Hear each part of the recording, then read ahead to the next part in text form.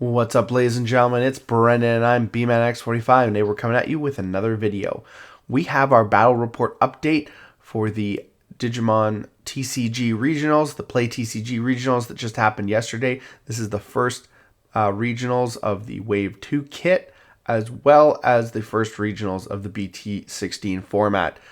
We went there with Armor Rush. We did really well, placing in top 23rd, top 32, but the 23rd place with a record of 2 and 1. So 1 loss, 2 ties, 6 wins. We did 9 rounds, which was nuts. This is the best I've ever done, and really happy about it. Yeah. So, if you enjoy this type of content, be sure to smash that like button, comment down below. We'd love to hear your thoughts. Subscribe to the channel and hit the bell for notifications so you don't miss a single minute of the fun. Without further ado, let's get into it here. So we took Armor Rush here.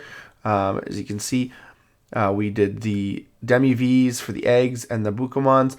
I didn't mind not having the Wanyamons because you're always going to have a tamer, but this is all turns 1000. Super important. And then the Bukamon was nice too, because sometimes you could use jamming and not die, which was kind of cool. So it didn't really matter. Like, you didn't care if you got one or the other. This is very good against the mirror match, which I didn't actually have any mirror matches, so that's kind of cool. So we had the promo Vmon at 4. You have to have it at 4. It's just so good. If you have your tamer out, any of your tamers out, not just a blue tamer, it will digivolve your armors for 2, which is super good. And it draws you on attacking, which again is super, super good. Gets you in your combo pieces. Yeah, this Vmon here, BT12, the one that searches 3, and I'll search you a Davis and a free trait Digimon. It's inheritable, doesn't go off because it's, DNA digivolving. It doesn't, DNA digivolve. So the inheritable is kind of a waste. But the beginning part is just so good because it gets you a Davis and a free trait. It's only a reveal 3, but it gets you. You can grab a Vmon basically. If you don't get one of these, you can grab a Vmon. So you have more targets, and that's the whole point of it. Whereas the other Vmons, the BT8 Vmon, which reveals 4, will only get you a 2-color card, which means you're limited to these. You can't even get this because that's a 3-colored card. I guess you could add Death Xmon, which is actually, I don't know, or maybe it has to be free trait. Anyways, but it has to be a 2-colored card, and so your targets are limited. So that's why we don't play the BT8. And then this guy here from the starter deck, he reveals 3 and adds a free trait, which is good because this guy is also a free trait. So again, gives you all these targets plus all your Vmons. So it's just super strong, and that's why you got to play it. Now, you could play different ratios of these if you want to play other stuff. Like, you could play, I've seen, other ideas too, people playing the new Vmon, the red-blue Vmon, which seems like a pretty good card. So you could, like, cut some of these. Jamming V is a personal preference. I like having Jamming V because it puts pressure on your opponent. He's good in the back. You never want to put these guys in the back, because they have no really good inheritable. You want to see this guy, so at least have 6 targets that you want to put in the back and then raise up with. And then, so what I like about this is he's really good to put in the back. You can swing with him and then go into your Magna and get another swing. It's just really, really good. Just check cards super fast, put pressure on your opponent. It's really good, and that's why I like him. Like I said, I've seen other people playing a few other things, so you could make adjustments here, but it felt really solid because I would usually open either one of these and one of these, which was really good, or even if I opened 2 of these, it was like, okay, I can put something in raising and search, but a lot of the time it was at least 1 and 1, so you just had a really good, consistent start to your game. Armors, I like how the ratios are going. You have to have 4 of each of these, I feel. This guy's debatable. You just don't want to go into him all the time unless he's the only one you have. I've seen people running Sethmon. You could drop this for a Sethmon, but it worked out really good that I just had all the Magnas, all the armors. So that's really good. Zudomon, really clutch. I wish I could play a 3rd one, but I just don't have the room, so 2 is good, and I wouldn't change that. Boss Monster, you have to play 4. This card's broken. I don't know what they're going to do about this card. Death X at 2. Some people are surprised. I think Death X at 2 is really warranted right now. People go wide. People think they got to go wide to get around my deck. Even that, people, tamers and stuff like that. It can really put pressure on your opponent, and having 2 of it in your deck, it just means you see it a lot more. I've seen other things, like I've seen people run like Jesmon GX. That was a cool tech I didn't think about, but it was really good in the tournament, and maybe I make some adjustments later on, but I was really liking it. Davis at 3. I thought I would be like, I took this down for 4 to get a TK in there. I thought that would be like, but I saw it very consistently. I mean, you don't need to see a huge amount of Davises, so I feel like 3 is a good number. And the TK was nice because it granted me access to these yellow cards if I didn't have the yellow Magnamon, like these 2 specifically. This one you don't need to worry about as long as you have an armor form. But if I had the Magnamon here and no yellow tamer, and I need these cards to get memory or to deal with opponent's stuff, I couldn't use them. So TK is really good. Plus, it gets you stuff out of your security. So if you say these guys are on the bottom of the deck or in your security, you can at least get to the one in your security, which is super good. You can add a piece you're missing. You can see if you have this guy in your security stack, so that you know to have a VMon available when your opponent hits it to go de-digivolve and then digivolve into it, which happened at least twice yesterday, which is like one of the best feelings in the game when your opponent does that. 2 Shu Yulins, again, another memory tamer, so you can have that good strong memory to start your turn. It's also super cracked in this deck because of the fact that he's X-Antibody. So you can mind link your Shu Yulin, attack twice. The first time you probably have a VMon on the board, and then you alliance VMon for 2 checks, unsuspend, and then attack again. So you get 3 checks, and then you can leave the Shu Yulin, because your guy's invincible, underneath and reboot on your opponent's turn, which is super good. And then you're really not even afraid of this dying, and then you can detach it at the end of your opponent's turn and then get your 3 memory the next turn. So it's really, really good. Came up a lot. Just super strong. 3 memory boosts was pretty good. I did memory boost over trainings because a lot of the time the only thing training is going to be good for is decreasing your Digivolution costs on these guys. You're going to use other cards to go into this guy, like this or yeah. And it just felt like the mem boosts are better, just giving you memory to go into stuff.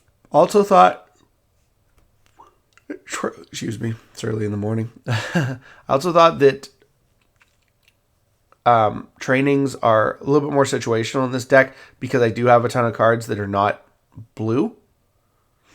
So I don't want to like whiff on the training, whereas you have 4 chances to not whiff on the mem boost. That's why I thought it was more important. 3 was pretty good. I don't think you needed it 3. I think 2 would have been fine. Like if I wanted to play like a Third's Heaven's Judgment, which I was honestly thinking about because Heaven's Judgment is super clutch, and I didn't really see it in security a lot, but it would have been nice to see it in security more, and it would have been nice to see it a couple times when I needed it. It would have helped me, with games. 3 Awakening, I think that's perfect. You got to see it, so you need 3 Awakening. 2 Blinding Ray, super clutch. Sometimes it's dangerous, trashing your security, but it activates your guy's effect and it gets you enough memory to go into him sometimes, which is super important. Like I said, Heaven's Judgment is just such a good card. I'm seriously thinking about playing a 3rd copy. And then X-Antibody Pro Form, again, super clutch. Digivolves your guy for 4, which sometimes is good if you didn't get the Awakening of the Royal Knight. And then the other cool thing is that when your monster leaves the field, you can, potentially add one of the sources back to your hand, which is super important, and then put it on the top of your security stack. It's really, really good. So I really felt really strongly about this deck. Like I said, there's minor changes I might make to try and see how that helps with consistency, but generally everything worked out super well, and I was super happy about it. So there's that. So yeah, no, and then we got to my matches here. So the first match I did, I won the first 3 rounds. I beat Black War Greymon, Red Hybrid, and Numamon. The Red Hybrid player kind of quit after the first game. They weren't feeling that well, but I did win the first match pretty spectacularly. And then Black War Grey was a little bit hard. It just being a control deck, but it came out on top there as well. Numamon, the guy bricked pretty hard, so that was kind of nice. No level 3s. No level 3s to speak of, which is not good for that deck. Going into round 4, I tied to Lilithmon. Now, this is the one where I was kind of upset about because the player slow played a little bit, and I kind of asked him we were kind of in the last minute of overtime, and I would have won the game, and I'm kind of asking him like, hey, come on, okay, so attack with my guy, 2 checks alliance, and then unsuspend, and then attack again. I'm basically trying to rush through and just win the game because I know I got like less than a minute, and he took his sweet time, and then he was like, oh no, we're in time in overtime, and then I'm like, okay, we'll finish what I asked you to do, right? Because I asked you before we were in overtime, and he's like, well, we're in time in overtime, and then the judge came in, and I asked the judge, and he's like, oh, well, you're wherever you are, so we got a tie, which was unfortunate, and it was kind of disappointing. That's how that worked out. And then so I definitely won that game. I definitely won that game. There was no two ways about it. But time time got me. And then around 5, I had my first loss. I lost to Shine. He just pulled perfect Shine hands, like most games really, and just went super fast. And then of course I was hitting Tamers. I was hitting Marcus's off of security, trying to chip at security, and that didn't necessarily help me. But yeah, that's what it was. It was nice to see Shine. I see so many different decks, which was really great. Beat Rapid Mega Gargo in round 6. That was a little bit difficult. It's a crazy deck. You're having to go against Rapid Mons. So that was interesting. Beat Yellow Vax in round 7. That was the deck that I was most worried about because I just have such a hard time with Yellow Vax. And he was using Magnamons, so we were Magnamoning over Magnamoning. The first game took us so long that we didn't even get through the second game.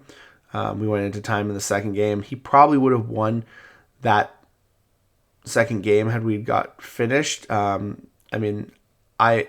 was in a rush, and I did make a little bit of an error. Otherwise, I would have had a better setup to defend against him. So that was unfortunate. And I hit a Heaven's Judgment too, which prematurely ended my turn, or else I would have been able to Death X him and set his, and then the Rapid Mons gained him 4 memory, which Rapid Mon X's, which was nuts, and prematurely ended my turn. So I got Heaven's Judgmented, so that probably lost me that game, but we went into overtime, unfortunately. So I got the win for the 1-0. Into round 7, I beat Imperial Dramon. That was another hard deck. Holy moly, that deck's quick at DNA Digivolving, building up a huge stack, and then Pyle Dramon and Imperial Dramon Drag Mode, just not caring about being destroyed by battle. It's kind of nutty. And then you have to worry about fighter mode acing. So you got to really watch out and kill their guy before anything else happens. And that's kind of what I did, as I had to basically delete their stack and just not care about attacking and just kind of make sure that they had nothing to do. And then on my turn, I was going to kill them. So that was interesting. And then last round, we went into it I was at table 7, so I was pretty high up there, and I faced another guy with War Greymon, so War Greymon / Black War Greymon. So he had both, the BT12 War Greymon as well as Black War Greymon X-Antibody, and I won round 1, and he won round 2. Just couldn't get enough stuff going. I just had a tough time getting over his stuff, spending a lot of resources getting over his stuff, putting myself into huge amounts of memory, giving him good amounts of memory to get rid of his stuff, and then him just building it back up. So that was kind of unfortunate. And then we didn't even get to game 3. We would have started game 3 in overtime, so we would have had 3 turns, and that would have done anything. Nobody would have been able to win in 3 turns, so we didn't even play it out. So it was unfortunate. Again, just needed, that War Greymon getting up to 19, 20k was just super hard to get around. Maintaining my Magna X's and my ability, and the fact that, redirects unsuspend, and it's just very hard to deal with. So absolutely, just it's a really hard matchup. Actually, it's a pretty fair matchup, but it's a hard matchup. So that was the tournament there. Originally it said 22nd, but after results were finalized, I got 23rd place, which means I'm in top 32, which means I'm getting extra event packs. I'm getting finalist wave 2 set, which is cool. I only care about the participants because I don't care about the stamps. So that'll be for sale and help me buy some participant packs basically. And so it's really cool. My best ever. I was hoping it would be cool to get in. If I would have won one more match, I might have been able to get in top 8. I would have definitely got in top 16, but I might have come in top 8. And that would have got me both the Nats invite and the serialized Omnimon, which would have been really cool. But obviously, I don't know if I can even go to Nats, but it would have just been cool to get that, just to be up in there in the top 16. And the Omnimon would have been sweet. So that's really great. So shout out to Play TCG. Shout out to my friend Kwee, who came in 9th. He almost got that serialized Omnimon with All Force Beedramon. He's the master of that deck. And shout out to the Brick City Discord, as always. Great group of guys, and it's always fun, playing there, and try to do as best we can. But looks like that's all the time we have for this video. Thank you very much for tuning in, and we hope to see you in the next video. And as always, have a wonderful day, and that's all for now, folks.